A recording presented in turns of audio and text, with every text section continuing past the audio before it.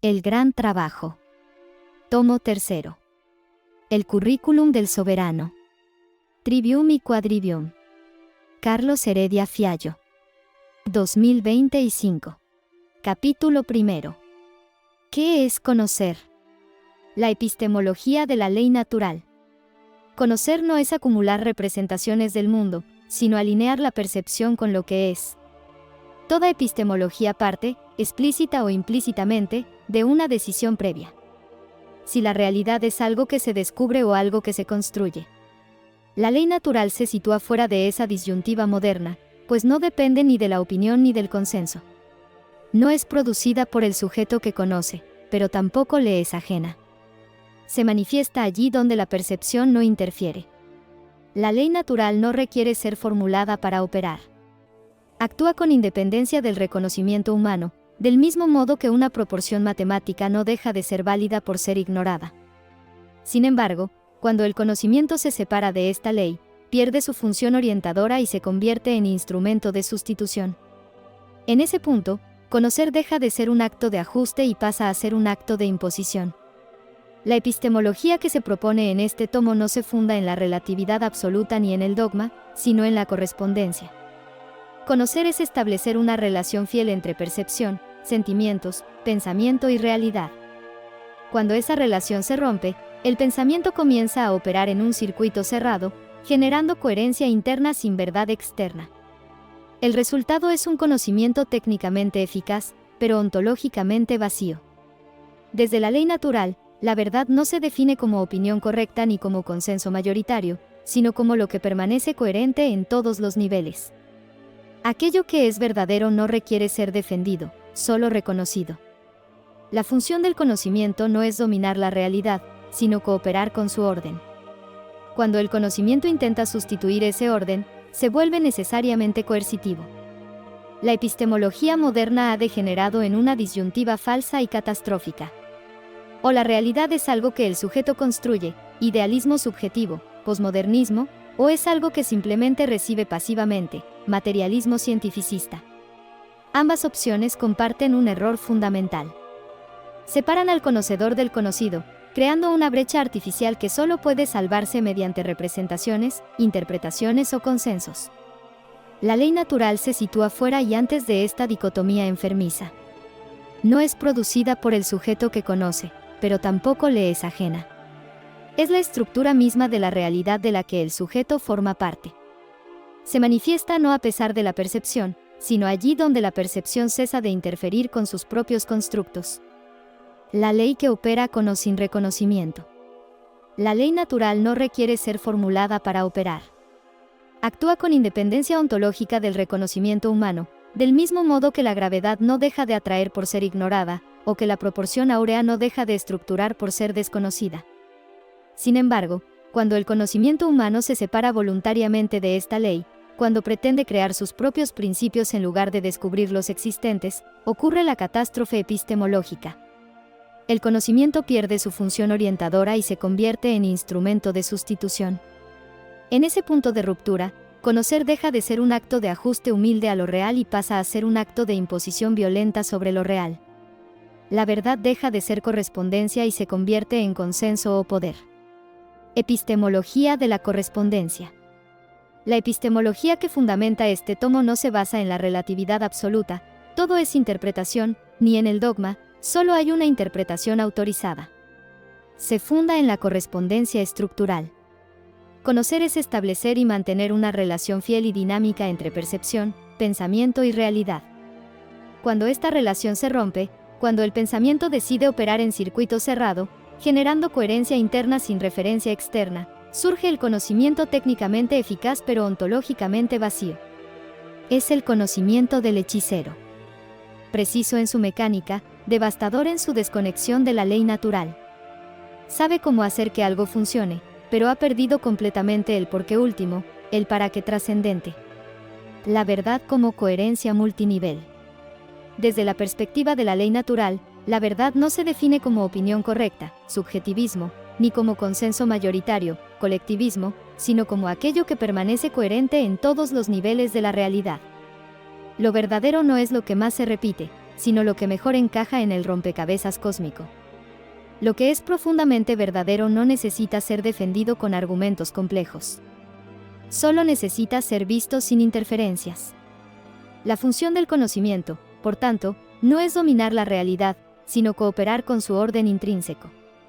Cuando el conocimiento intenta sustituir ese orden, cuando la ciencia se convierte en cientifismo, cuando la política se convierte en ingeniería social, cuando la educación se convierte en adoctrinamiento, se vuelve necesariamente coercitivo, porque debe forzar la realidad a ajustarse a sus mapas erróneos. El currículo como limpieza de interferencias. Este fundamento epistemológico establece el eje radical de todo el currículo que sigue. El trivium y el quadrivium no son métodos para producir verdades nuevas, como si la verdad fuera un producto manufacturado, sino instrumentos quirúrgicos para despejar las interferencias que nos impiden percibir la verdad siempre presente. No enseñan a crear significado, esa es la arrogancia hechiceril, sino a retirar los filtros acumulados que impiden percibir el significado que la realidad ya contiene. En este sentido profundamente socrático, conocer no es un acto creativo, sino un acto de recordación estructural. Recordar lo que la mente siempre supo pero había sepultado bajo capas de artificio. Hacia una práctica epistemológica. A partir de este fundamento, cada sección de este tomo desarrollará una dimensión operativa específica de esta epistemología realista. No como teoría abstracta para debatir en aulas, sino como entrenamiento progresivo y riguroso de la mente y la percepción. Se trata de reaprender a conocer desde cero, pero no desde la ignorancia, sino desde la purificación del instrumento cognitivo. De volver a alinear la atención con la ley natural sin la intermediación de sistemas conceptuales corruptos, de lenguajes vaciados, de lógicas fragmentadas. El viaje que comienza aquí es un viaje de regreso. No a un pasado histórico, sino a una condición primordial de la conciencia capaz de percibir lo real sin distorsiones. Es el primer paso, el fundamental, en la reconstrucción del mundo sobre bases que no colapsarán, porque no son nuestras. Son las de la realidad misma. Conocer, al fin, no será algo que hacemos con la realidad. Será algo que hacemos desde la realidad, como expresión consciente de su propio orden. La verdad como lo que es. Una realidad no negociable, anterior a la interpretación humana. La verdad no se construye. Se reconoce. La verdad no es una construcción del pensamiento ni el resultado de un acuerdo. Precede a toda formulación, a toda opinión y a toda interpretación. No depende de ser reconocida para operar, del mismo modo que una proporción matemática no deja de ser válida por ser ignorada, o que la gravedad no suspende su función porque una asamblea vote en su contra. Cuando se afirmamos que la verdad es lo que es, no se introduce una definición metafísica abstracta, sino un criterio operativo de orientación existencial. Aquello que permanece coherente, estable y operativo independientemente del observador, de su cultura, de su época o de sus creencias. El secuestro moderno. De lo inalterable a lo negociable. La confusión moderna entre verdad y perspectiva, herencia envenenada del relativismo radical, ha erosionado esta distinción fundamental hasta casi borrarla. Al reducir la verdad a mera interpretación, se la vuelve negociable. Al volverla negociable, se la vuelve administrable por el poder. En ese desplazamiento catastrófico, el conocimiento deja de orientarse hacia la realidad y comienza a organizarse en función del consenso, de la utilidad instrumental o del interés del grupo dominante. No se niega explícitamente la existencia de lo verdadero, eso sería demasiado obvio.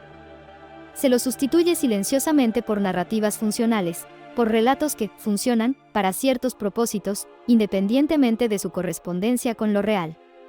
La verdad negociable es el núcleo epistemológico del orden artificial. Permite que el hechicero dicte, no lo que es, sino lo que debe considerarse como real para que su dominio se mantenga.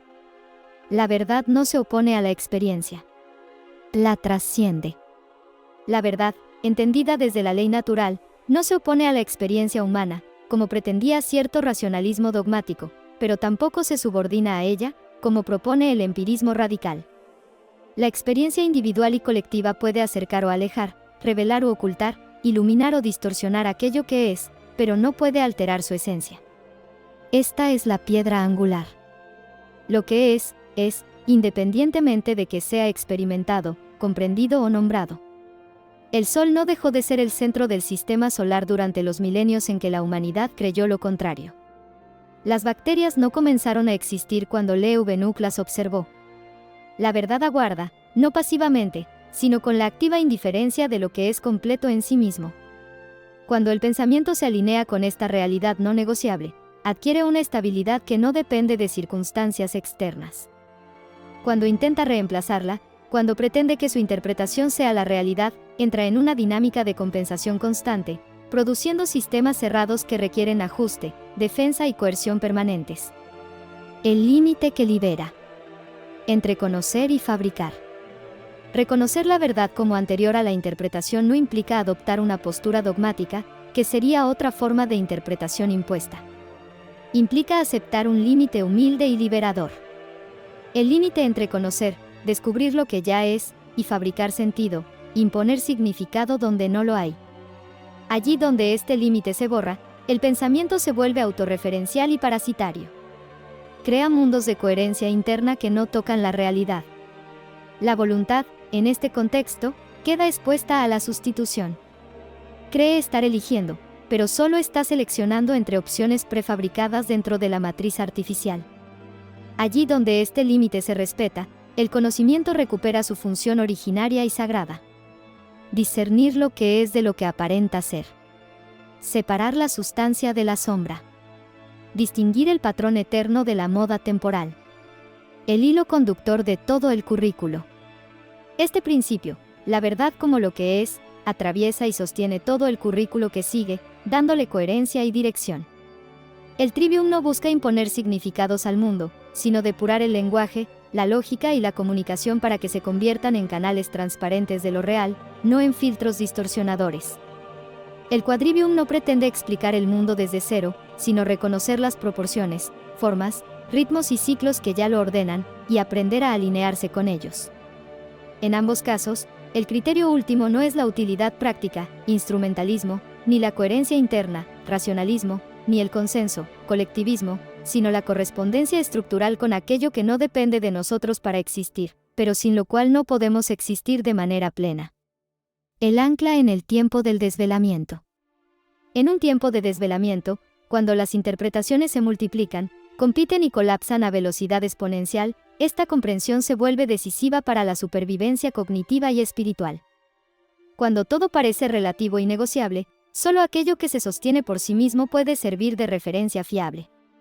La verdad no persuade con argumentos retóricos. No se defiende con ejércitos de datos. No negocia su esencia por aceptación social. Simplemente permanece. Y en esa permanencia silenciosa, en esa resistencia pasiva a ser de otra manera, ofrece el único punto de orientación estable para quien esté dispuesto a renunciar a la arrogancia de querer crearla, y tenga el coraje humilde de reconocerla. Esta es la paradoja liberadora. Solo cuando dejamos de intentar poseer la verdad, podemos ser poseídos por ella.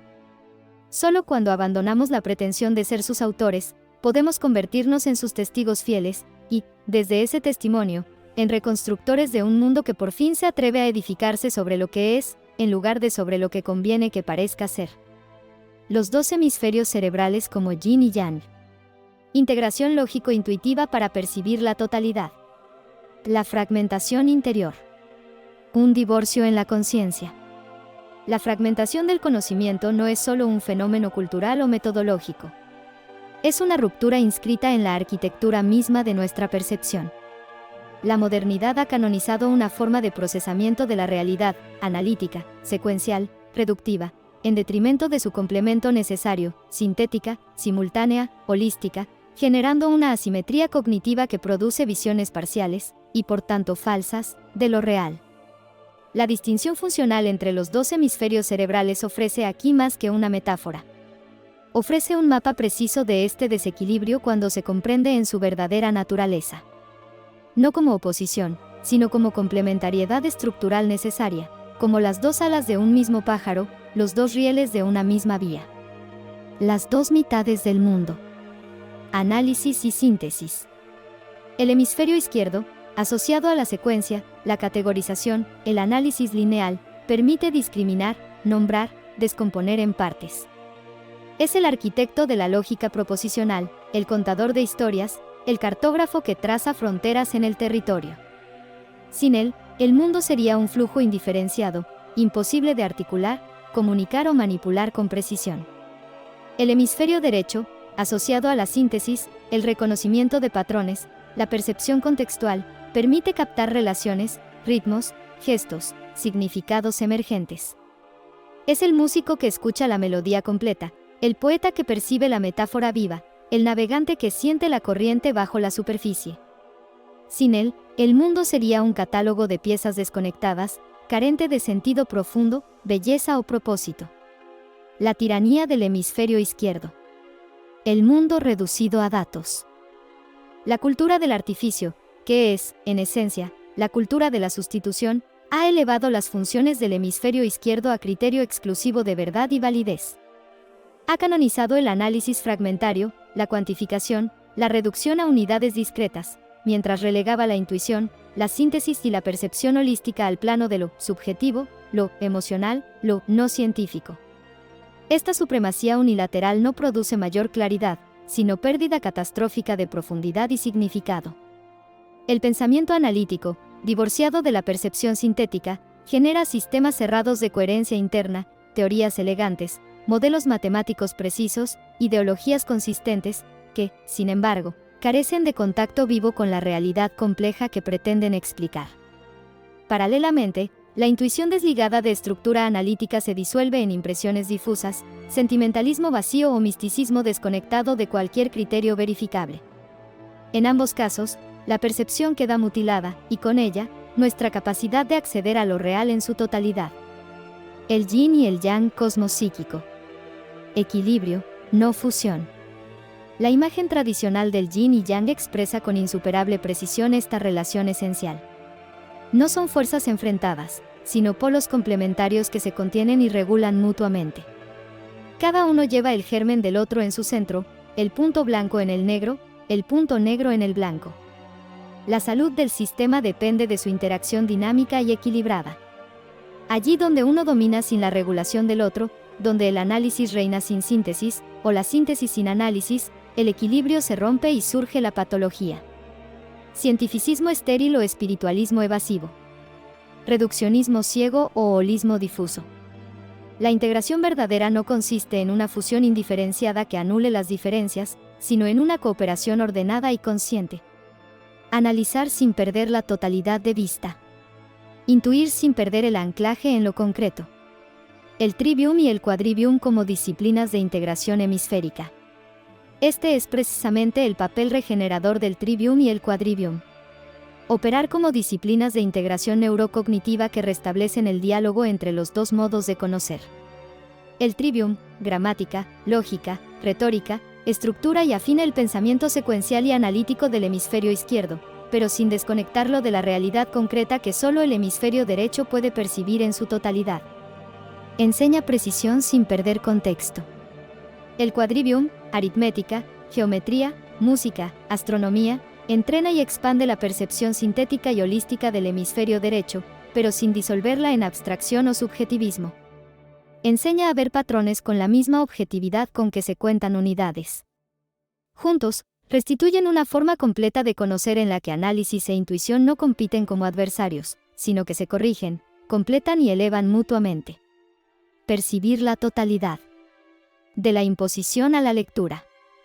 Percibir la totalidad no significa pretender abarcarlo todo, esa es la arrogancia del hemisferio izquierdo inflado, sino no confundir nunca la parte con el todo, ni el mapa con el territorio, ni el análisis con la cosa analizada.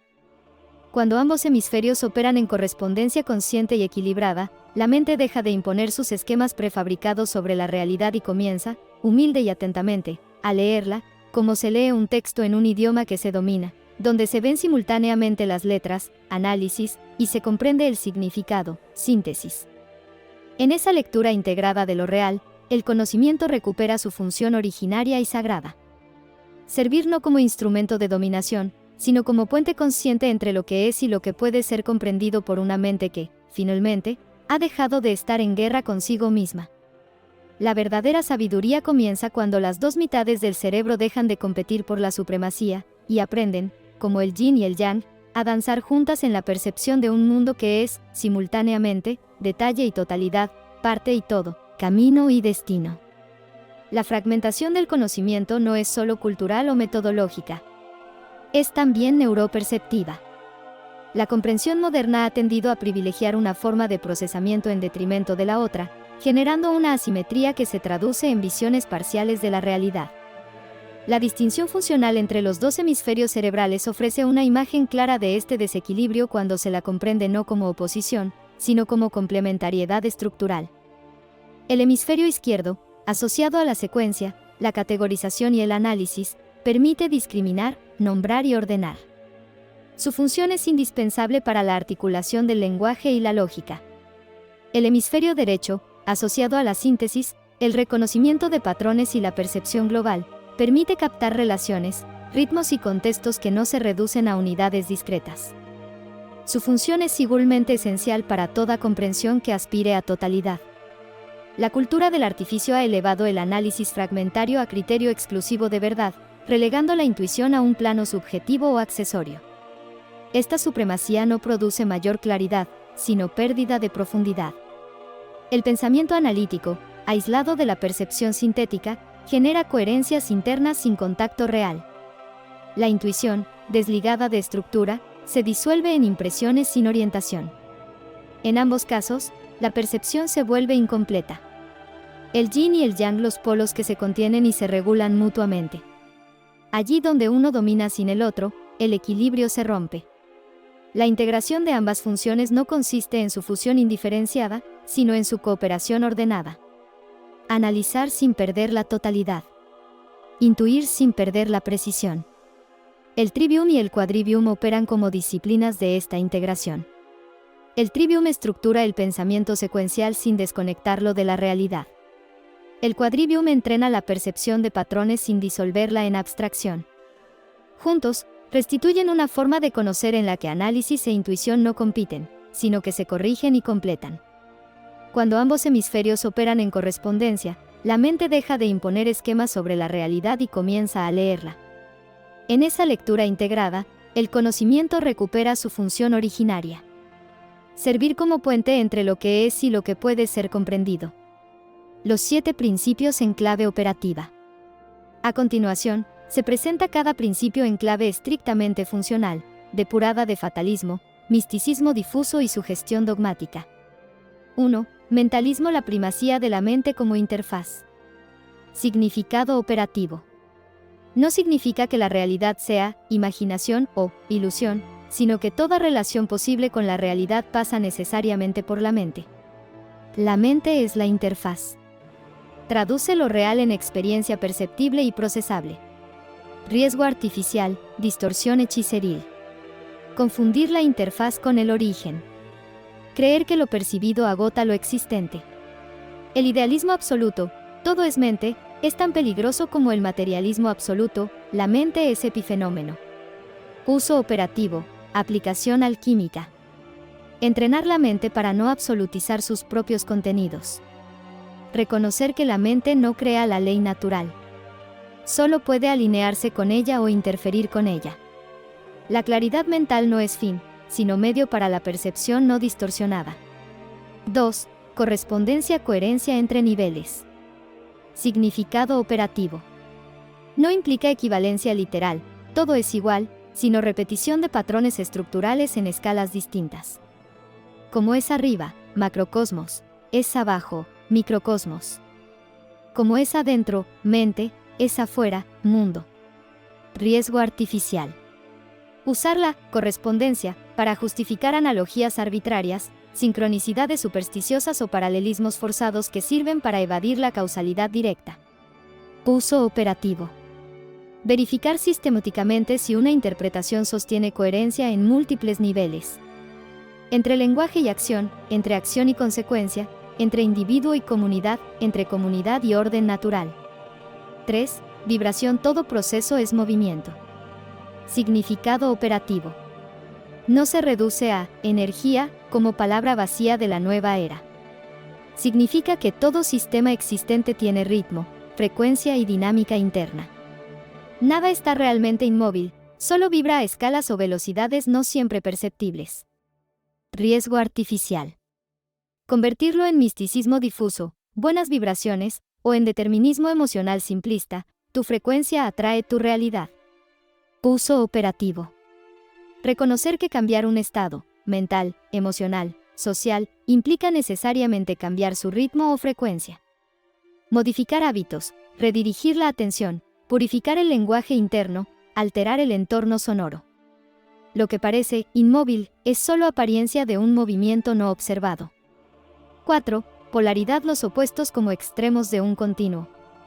Significado operativo. No afirma guerra entre contrarios, sino gradación dentro de un mismo eje de experiencia o función. Calor y frío, temperatura, miedo y amor ágape, expansión / contracción de la conciencia, coerción y soberanía alineada, fuente de la voluntad. No son sustancias distintas, sino posiciones en escalas específicas y coherentes. Riesgos artificiales. 1. Crear falsos opuestos mezclando ejes distintos. EJ, libertad vs cooperación, cuando la libertad es condición para la cooperación genuina. 2. Caer en dualismos rígidos, bien / mal como bloques, que facilitan la manipulación emocional. 3. Confundir complementariedad, yin / yang, con oposición irreconciliable. Uso operativo. 1. Identificar correctamente el eje. Estamos hablando de temperatura, de estados de conciencia, de fuentes de voluntad, de modalidades relacionales. 2. Reconocer la gradación. Entre el miedo paralizante y el amor ágape hay infinitos puntos intermedios: preocupación, cautela, apertura, confianza, etc. 3. Aplicar el discernimiento. Si se presenta algo como opuesto absoluto, sin gradación posible, probablemente hay manipulación. Si se dice que dos cosas son opuestas, pero no están en el mismo eje, como coerción y cooperación, hay confusión conceptual o intencional. 5. Ritmo, oscilación y compensación. Significado operativo. Todo sistema tiende a oscilar entre polos. Expansión / contracción, auge / declive, tensión / relajación, orden / caos. Este movimiento no es lineal, sino cíclico y compensatorio. Riesgo artificial. Fatalismo, así es el ciclo, nada puede hacerse, o su uso para justificar abusos de poder, es necesario un periodo de coerción para restaurar el orden. Uso operativo. Anticipar oscilaciones sin convertirse en ellas. Reconocer ciclos para no reaccionar como péndulo emocional. Observar, amortiguar extremos, ajustar la propia acción al ritmo mayor sin ser arrastrado por él.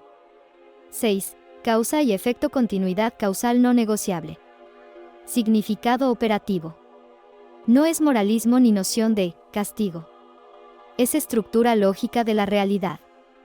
Toda acción produce consecuencia. Toda consecuencia identificable tiene causa antecedente. Riesgo artificial. Romper artificialmente la cadena causal mediante propaganda, no importa, excusas, las circunstancias, o delegación, solo cumplía órdenes. Uso operativo. Restituir la trazabilidad completa de las propias acciones. La soberanía interior comienza precisamente cuando el sujeto deja de fragmentar su propia causalidad, asumiendo la conexión directa entre lo que piensa, decide, hace y experimenta. 7. Género, principio generativo, no identidad social. Significado operativo. No se refiere a categorías culturales de género, sino a la dualidad generativa presente en todo proceso de creación. Emisión / recepción, forma / materia, impulso / gestación, activo / receptivo. Riesgo artificial. Literalizarlo, reducirlo a sexo biológico, o moralizarlo, asignar valor superior a un polo, o usarlo para justificar roles sociales rígidos. Uso operativo. Reconocer que toda creación auténtica requiere la interacción de ambas funciones. Una que inicia, impulso, idea, intención, y otra que configura, da forma y sostiene, atención, desarrollo, gestación. En la mente humana, la intención, masculino hermético, necesita de la atención sostenida, femenino hermético, para materializarse. Integración quirúrgica con el propósito del tomo. Estos 7 principios, leídos en esta clave estrictamente operativa, no son creencias para adoptar, sino filtros de verificación para aplicar. Constituyen una caja de herramientas diagnóstica. Si no hay correspondencia entre lo dicho y lo hecho, entre promesa y resultado, probablemente hay narrativa artificial. Si se niega o oscurece la causalidad, hay sustitución de voluntad por obediencia. Si se absolutiza la polaridad creando enemigos irreconciliables, hay ingeniería de conflicto.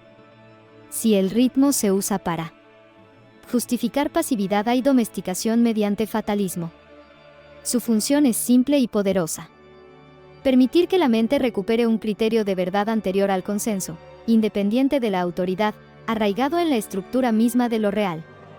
En una época de desinformación, el problema no es la ausencia de datos, sino la pérdida de estructura para interpretarlos. Los principios herméticos operan como una gramática transversal. No explican qué pensar, sino cómo detectar coherencia entre niveles de la experiencia. Por ello, no sustituyen al trivium ni al quadrivium. Los articulan. Funcionan como un puente entre lenguaje, causalidad, proporción y ciclo. En combinación con el trivium, que proporciona claridad del instrumento lingüístico y lógico, y el quadrivium, que entrena la lectura de proporción, forma y ciclo, los principios herméticos sirven como puentes de reconocimiento. Conectan el lenguaje con la realidad que nombra, la decisión con la consecuencia que genera, la experiencia inmediata con el orden trascendente que la hace posible. Así equipada, la mente deja de ser víctima pasiva de las interpretaciones que circulan, y se convierte en arquitecta activa de su propio entendimiento, un entendimiento que, porque se ajusta a los principios que estructuran lo real, adquiere una solidez que ninguna manipulación puede quebrar. Enseñanzas perennes de Confucio, Lao Tse, Tao, Buda, Jesús y el profeta Muhammad. Coincidencias estructurales sobre el orden universal. La convergencia que trasciende la forma. Las grandes tradiciones que han perdurado a través de los siglos no lo han hecho por la fuerza de sus instituciones ni por la rigidez de sus formas, sino por la estructura profunda que revelan. Más allá de lenguajes, símbolos y contextos culturales diversos, las enseñanzas de Confucio, Lao Tse, Buda, Jesús y el profeta Muhammad convergen en un reconocimiento fundamental. Existe un orden anterior y superior a la voluntad humana, y la vida plena, sea llamada virtud, iluminación, salvación o sumisión, consiste en alinearse conscientemente con él, no en intentar sustituirlo o dominarlo. Esta convergencia no es doctrinal ni ritual. Es estructural y funcional. No depende de dogmas compartidos, sino de principios que pueden ser verificados en la experiencia humana universal. Causalidad, coherencia, proporción, responsabilidad y rectitud interior como fundamentos de la armonía individual y colectiva. Las 5 voces de una misma estructura. 1. Confucio. La rectificación como fundamento del orden. Confucio no formula una metafísica abstracta. Su enseñanza se centra en la rectificación progresiva. Del lenguaje, de la conducta, de los vínculos. El orden social, para él, no se impone por la fuerza. Emerge espontáneamente cuando cada función se ejerce conforme a su naturaleza esencial. La rectificación de los nombres no es un ejercicio semántico, sino ontológico. Cuando las palabras se separan de lo que realmente designan, cuando padre no actúa como padre, gobernante no gobierna con sabiduría, el orden se degrada desde su raíz. La armonía, comienza en la adecuación perfecta entre rol, acción y consecuencia natural. 2. Lao Tse. El Tao como curso natural. Al nombrar el Tao, Lao Tse señala aquello que no puede ser poseído ni definido, pero sí seguido. El Tao no es una ley externa impuesta, sino el curso natural, espontáneo y autorregulado de lo que es. Actuar en contra de él produce fricción y desgaste. Actuar en sintonía produce eficacia sin esfuerzo aparente. El principio de Wu Wei, a menudo mal traducido como no acción, no propone pasividad, sino acción no interferente. Obrar sin imponer la voluntad egoica, permitir que la forma adecuada surja de la naturaleza misma del proceso, como el agua que fluye siguiendo la pendiente del terreno. 3. Buda. El despertar como cesación de la distorsión. Buda identifica el origen del sufrimiento, dukkha, no en el mundo exterior, sino en la ignorancia, avidya, de su estructura profunda. La ley de causa y efecto, expresada como karma, no es un sistema de castigo o recompensa, sino la continuidad lógica de la acción consciente. El desapego no niega la acción. La purifica de apropiación y avidez. El despertar, bodhi, no añade nada nuevo a la realidad. Simplemente retira la confusión que impedía verla tal como es. Conocer, aquí, es cesar de distorsionar mediante el deseo, el odio y la ilusión. 4. Jesús. El reino como realineo interior. Jesús no enseña una moral legalista de cumplimiento externo, sino una reorientación radical de la fuente interior. El reino de Dios no es una organización política o religiosa externa, sino un orden de realidad que se manifiesta cuando la intención se alinea con la verdad más profunda. La ley no se anula. Se cumple, es decir, alcanza su propósito, cuando deja de ser una imposición externa y se convierte en principio interior vivido. Toda la enseñanza insiste en la coherencia absoluta entre pensamiento, palabra y acto, y en la imposibilidad metafísica de servir a dos señores, es decir, de mantener lealtad a dos órdenes contradictorios sin fragmentarse interiormente. 5. Profeta Muhammad. La sumisión como reconocimiento de la unicidad. El profeta Muhammad afirma con claridad absoluta la unicidad indivisible del orden creado, Tawhid, y la imposibilidad de fragmentarlo sin incurrir en incoherencia.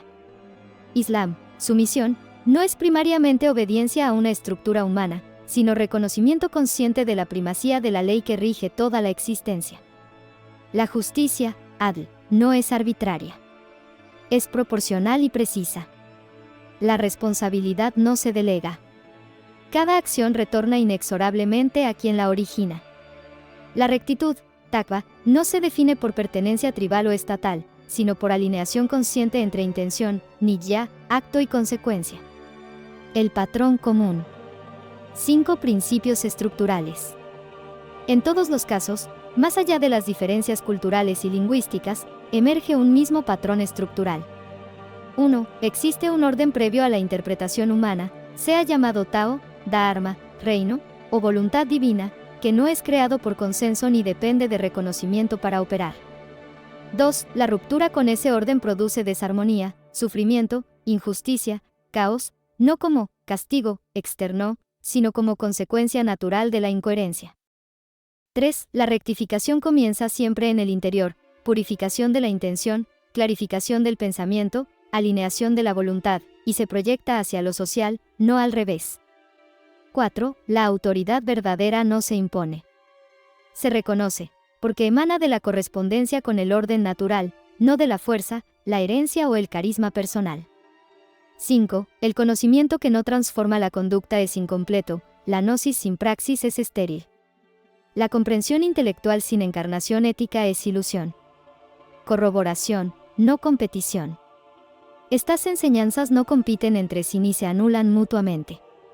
Se corroboran estructuralmente. Cada una expresa, desde su contexto histórico y cultural particular, una misma arquitectura universal de la realidad. La vida individual y colectiva se ordena, encuentra paz, justicia, florecimiento, cuando la percepción se alinea con lo que es, cuando la acción respeta la causalidad natural, y cuando la voluntad humana deja de intentar sustituir el orden natural por construcciones artificiales. Este reconocimiento es fundamental para el currículum que sigue. El trivium y el quadrivium no introducen una verdad nueva, ni pretenden superar o reemplazar estas tradiciones. Las operativizan, desdogmatizan y hacen accesibles. Ofrecen los instrumentos cognitivos y perceptuales necesarios para que aquello que fue expresado en forma de enseñanza sapiencial, parábola o revelación pueda ser verificado, comprendido y vivido por cualquier mente dispuesta, sin necesidad de intermediación institucional, adhesión dogmática o trasfondo cultural específico. Cuando tradiciones separadas por siglos, continentes y lenguas convergen en la misma estructura esencial, no estamos ante meras coincidencias históricas. Estamos ante la huella persistente de la ley natural en la conciencia humana, reconocible una y otra vez allí donde la mente deja de imponerse sobre lo real y comienza, humilde y atentamente, a escuchar su lógica profunda. Estas 5 voces, en su polifonía, no cantan doctrinas diferentes. Cantan, cada una a su manera, la misma música del cosmos, y este tomo proporciona el oído entrenado para reconocer la melodía detrás de las palabras. El conocimiento como responsabilidad espiritual. Recordando el capítulo 1 del tomo 2. En el capítulo 1 del tomo 2, se establece una definición rigurosa de la magia. No como superstición o ilusión, sino como la ciencia práctica de influir en la realidad mediante el conocimiento y la aplicación deliberada de sus principios inmutables. Esta ciencia es en sí misma neutral, comparable a la física o la ingeniería. Su moralidad no reside en la técnica, sino en la orientación de la voluntad que la utiliza. Aquí surge la gran bifurcación. La alquimia es la magia orientada hacia la alineación con la voluntad superior, la ley natural. Su propósito es cooperar con el orden cósmico, restaurar la claridad y facilitar el florecimiento natural. La hechicería es la misma magia orientada hacia la imposición de una voluntad particular. Su propósito es dominar, controlar y sustituir el orden natural por un diseño artificial al servicio de intereses específicos. La posesión de este conocimiento, la comprensión de los principios que rigen la realidad y de cómo influir en ella, no es un privilegio pasivo, sino que conlleva una responsabilidad espiritual indelegable. Esta responsabilidad no es impuesta por códigos externos, sino que emana de la estructura misma de la causalidad y la conciencia. ¿Por qué el conocimiento genera responsabilidad espiritual? 1. Rompe la coartada de la ignorancia. Quien actúa sin conocimiento puede causar daño inconscientemente. Quien actúa con conocimiento y causa el mismo daño, ya no opera desde la inconsciencia, sino desde una decisión. Ver el principio causal hace al individuo responsable de las consecuencias de su aplicación. 2. Exige una toma de partido volitiva. Reconocer la bifurcación entre alquimia y hechicería obliga a una elección. No es posible permanecer neutral, porque la mera aplicación del conocimiento implica una orientación. Quien, sabiendo la diferencia, se abstiene de examinar su propia voluntad o pretende un uso técnico, impersonal, está, por omisión, permitiendo que su voluntad no examinada, y, por tanto, susceptible de ser manipulada, elija el camino. La inacción consciente también es una elección que favorece el statu quo hechiceril. 3. Transforma la posición del individuo en el orden. El conocimiento operativo es una iniciación. Quien comprende los principios ya no puede pretender que no ve las conexiones causales, ni puede actuar como si no supiera. Su relación con la realidad cambia irreversiblemente, y con ella, su campo de responsabilidad. La ignorancia deja de ser una excusa legítima. La responsabilidad espiritual se manifiesta como exigencia de coherencia interna. El individuo debe purificar su intención, disolviendo los impulsos egoicos de dominio, miedo o apropiación, para luego alinear su voluntad con la ley natural, coagula. Debe preguntarse constantemente: ¿esta acción que pretendo iniciará daño o promoverá la coherencia del conjunto? Por lo tanto, ese capítulo 1 sentó las bases no solo de una definición, sino de un imperativo ético-metafísico. El gran trabajo comienza cuando, al comprender la magia como ciencia, se asume la carga de dirigirla conscientemente hacia la alquimia. Esto no es un llamado a la perfección, sino a la honestidad de orientación. Es el rechazo a usar el conocimiento como herramienta de imposición o como coartada para la irresponsabilidad.